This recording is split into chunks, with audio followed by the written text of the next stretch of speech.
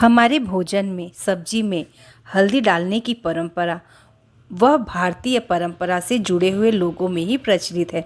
हल्दी के अंदर कुछ ऐसे तत्व पाए जाते हैं जो हमारे जीवन को स्वस्थ रखते हैं। दूध में हल्दी डालकर पीना ठंडी के मौसम में बड़ा ही लाभदायक होता है। यहाँ तक कि जब तक शादी में हल्दी ना पीसी जाए तब तक शगुन भी नहीं उठता। तो क्यों ना आज हल्दी की ऐसी सब्जी बनाई जाए जिससे ठंडी के मौसम में शरीर में गर्माहट आ जाए। तो इसके लिए मैंने 250 ग्राम हल्दी को साफ़ करके छीलकर धोकर ऐसे घिसते हुए साँचे से ले लिया है। तो ये लगभग 250 ग्राम हल्दी अच्छे से घिसकर तैयार है। तो इसमें जितना हल्दी होगा उतना ही हमें घी की मात्रा भी लेना है और इसे तेल में नहीं घी में ही बनाना है। वो क्यों, वो मैं आपको आगे बताती हूँ। तो चलिए, ये लोहे की कढ़ाई में मैंने घी ले लिया 250 ग्राम और इसमें डालेंगे खड़े मसाले। तो खड़े मसाले में सबसे पहले मैंने 2 सूखी मिर्च ली, 3 लौंग और ये तेजपत्ता और ये 2 दालचीनी और ये बड़ी इलायची है ना, इसका मुंह हम खोल लेंगे और 3 छोटी इलायची डालेंगे।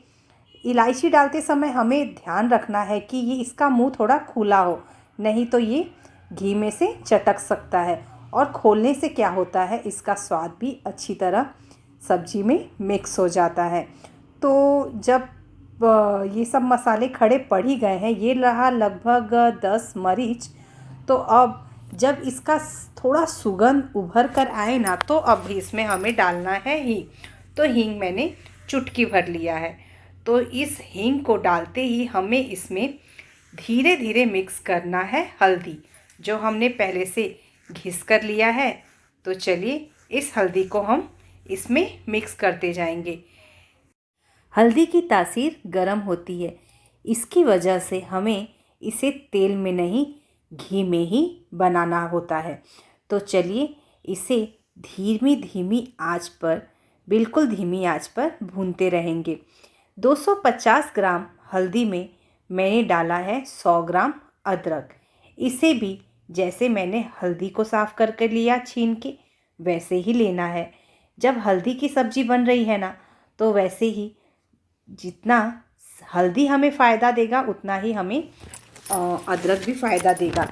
तो ये धीमी आंच पर हल्दी भून ही रहा है, तब तक मैंने एक दूसरी कढ़ाई चढ़ा ली है।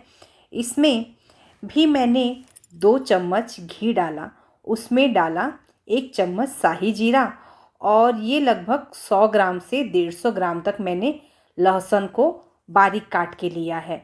अब इसे धीमी आंच पर भूनते भूनते ही मैंने ये हरी मिर्च ली है। ये मिर्च मैंने टेस्ट किया था, ये ज़्यादा तीखा नहीं है, ये मीडियम ही है, इसीलिए मैंने थोड़ा इसका मात्रा बढ़ा लिया। तो अब इसको भूनते भूनते इसमें डालेंगे हम फ्लावर, जिसको अच्छे से मैंने साफ़ करके धो के लिया है। ये फ्लावर लगभग 150 ग्राम है। तो फ्लावर के थोड़ा भूनते ही मैंने 2-3 ही आलू लिए हैं, ज़्यादा आलू का उपयोग नहीं किया। तो चलिए, फ्लावर और आलू को जैसे ही थोड़ा भून ले, इसमें हम डालेंगे 150 ग्राम वटाना। ये हरे वटाने हैं। तो इसके बाद बारी आती है गाजर की। तो ये इसमें मैंने ऐसी सब्जी ली है ना, जो बहुत ही जल्दी पक जाए।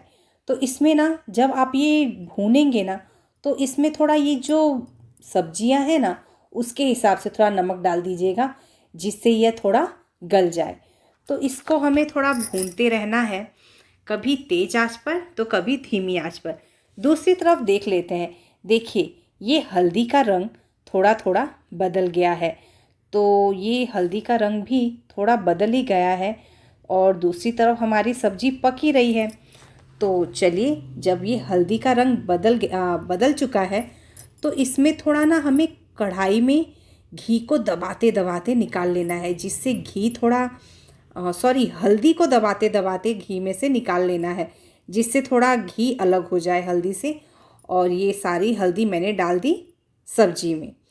तो देखिए, ये मैंने जब हल्दी निकाल ली है, तो इसमें से लगभग 150 ग्राम घी तो हमारा बच ही गया है भूनने के बाद भी। उसको आप किसी भी चीज़ में यूज़ कर सकते हैं, जैसे किसी सब्जी में यूज़ कर सकते हैं। अगर आपको पराठा बनाना है, नान बनाना है, तो उसमें भी उस तेल का, उस घी का यूज़ कर सकते हो आप। तो चलिए अब इसमें बारी आती है प्रोटीन से भरे हुए पनीर की। इसको मैंने बिल्कुल ही छोटे छोटे क्यूब के शेप में काटा है। तो पनीर डालने के बाद बारी आ जाती है दही की। तो दही इसमें मैंने बिल्कुल ही फ्रेश लिया है, ना कि खट्टी दही, जो मैंने रात को ही जमने के लिए रखा था। तो इसमें हमें दही चाहिए 2 कप। तो ये मैंने 1 कटोरा दही डाल दिया और ये आ गया दूसरा कटोरा दही। तो चलिए दही डालने के बाद क्या करना है ना, इसे धीमी आंच पर ही चलाते रहेंगे। नहीं तो क्या होता है ना, दही फट जाती है। जब हम दही को डालते ही सब्जी में तेज़ आंच कर देते हैं ना और चलाते नहीं हैं तो वो फट जाती है। तो इसको धीमी आंच पर चलाते रहना है। और जबकि सब्जी की मात्रा ज़्यादा है तो ये मैंने लगभग 1.5 चम्मच भर के डाल दिया लाल मिर्च पाउडर और 2 चम्मच भर के डाल दिया धनिया जीरा पाउडर। इसमें हमें हल्दी नहीं डालना। वो क्यों, ज़रा वो आप खुद ही सोचिए। इसमें मैंने हल्दी पाउडर का उपयोग क्यों नहीं किया है, मुझे भी बताइएगा कमेंट में, मैं भी इंतज़ार करूँगी। तो ये मसालों के बाद बारी आ जाती है टमाटर की। जब भी हम कोई भी सब्ज़ी बनाते हैं तो टमाटर को कभी भी हमें अंत में डालना चाहिए। क्या होता है ना, कभी कभी टमाटर की खटास से उसमें जो आलू रहता है ना वो पक नहीं पाता है। तो जब अब हम इसमें नमक डालेंगे तो हमें याद रखना है, पहले हमने आलू और फ्लावर को भूनते समय भी नमक डाला था, उसके हिसाब से ही हमें नमक डालना है। तो ये मैंने स्वाद के हिसाब से थोड़ा सफ़ेद नमक लिया है और थोड़ा इसमें हम काले नमक का भी उपयोग करेंगे। उससे क्या होता है ना, बहुत ही स्वाद बढ़ जाता है। तो चलिए अब हम इस बात पर गौर करेंगे कि हल्दी के सब्जी से हमें क्या क्या फ़ायदे हो सकते हैं।